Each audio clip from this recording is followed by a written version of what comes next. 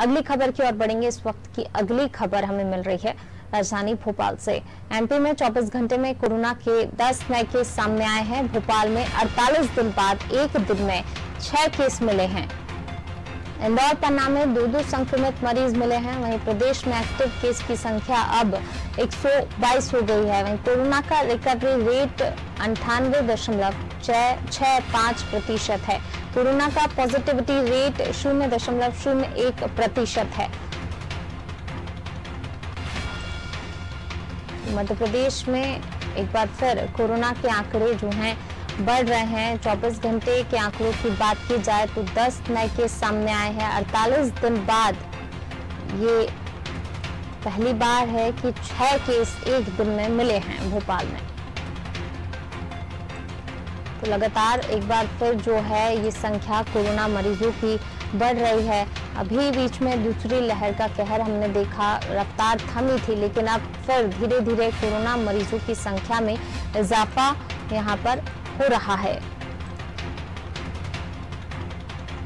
भोपाल में 48 दिन बाद एक दिन में 6 पॉजिटिव मिले हैं। वहीं इंदौर पन्ना में 2 पॉजिटिव सामने आए हैं और इसी के साथ एक्टिव केस की संख्या 122 हो गई है। ज्यादा जानकारी के लिए रुक करते हैं दुष्यंत जी का। दुष्यंत जी, मध्य प्रदेश में 24 घंटे में 10 नए केस सामने आए हैं। दूसरी लहर का कहर अभी थमा था, लेकिन अब जिस तरीके से जो है आंकड़े सामने आ रहे हैं, कहीं ना कहीं कह सकते हैं कि लोगों की लापरवाही है जो इस तरीके से केस अब बढ़ रहे हैं। और ऐसे में चेतावनी भी जो है बार बार दी जा रही है कि लोगों को यहाँ पर सावधान रहने की जरूरत है, लेकिन कहीं ना कहीं जिस प्रकार से छूट यहाँ पर दी गई है उसके बाद लोगों की लापरवाही भी देखने को मिलती है।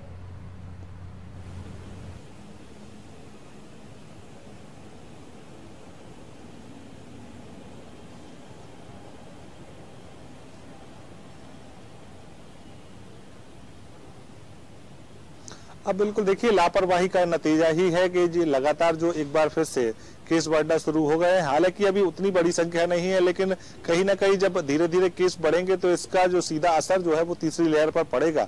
और तीसरी लहर की संभावना भी इसीलिए जताई जा रही है कि जिस तरीके से लोगों की लापरवाही लगातार सामने आ रही है। आईसीएमआर लगातार इस बात को लेकर ताकीद करता रहा है और आज पिछले कुछ दिन में भी किया है कि मध्य प्रदेश में जिस तरीके से कोरोना की तीसरी लहर की संभावना है उसको ध्यान में रखते हुए मध्य प्रदेश सरकार को तमाम सारे प्रबंधन जो है वो करने होंगे। साथ ही साथ इस बात का भी ध्यान रखना होगा कि जो आगामी दिनों में उपचुनाव होने हैं उन उपचुनावों में रैलियां भी होंगी और सभाएं भी होंगी। तो ऐसे में उन गाइडलाइन का पालन भी इन इलाकों में करना होगा जिन गाइडलाइनों को गृह विभाग ने या फिर वहां के जिला प्रशासन ने जारी किया है। तो ऐसे में सभाएं रैलियां तो होंगी ही, लेकिन इस बात को भी ध्यान में रखना है कि त्योहारों का सीजन है और त्योहारों के सीजन में कहीं ना कहीं लोग बड़ी संख्या में बाजारों में भीड़ वाले इलाकों में जाते हैं।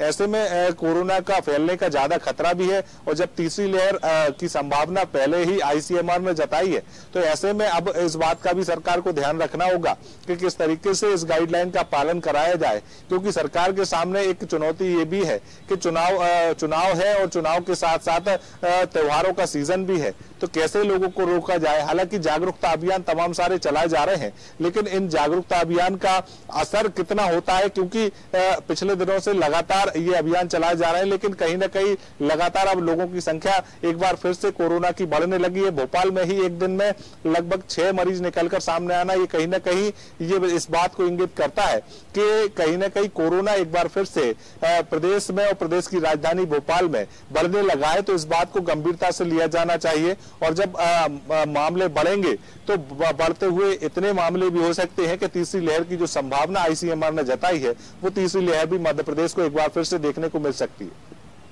जी बने रहिए आप हमारे साथ, मैं लौटूंगी आपके पास। तो बिल्कुल मध्य प्रदेश में एक बार फिर जो है कोरोना मरीजों की संख्या में इजाफा हो रहा है। हालांकि अभी ये संख्या कम है, लेकिन जरूरत है कि हम पहले ही समझ जाए, क्योंकि दूसरी लहर का कहर हमने देखा किस तरीके से लोगों ने अपनों को खोया और इसको लेकर बार बार जो है चेतावनी भी दी जा रही है, अलर्ट रहने को कहा जा रहा है, अपील की जा रही है, लेकिन उसके बाद भी लोग जो है लापरवाही बरत रहे हैं और उसी का नतीजा कहीं ना कहीं कह सकते हैं कि संख्या ये धीरे धीरे बढ़ रही है।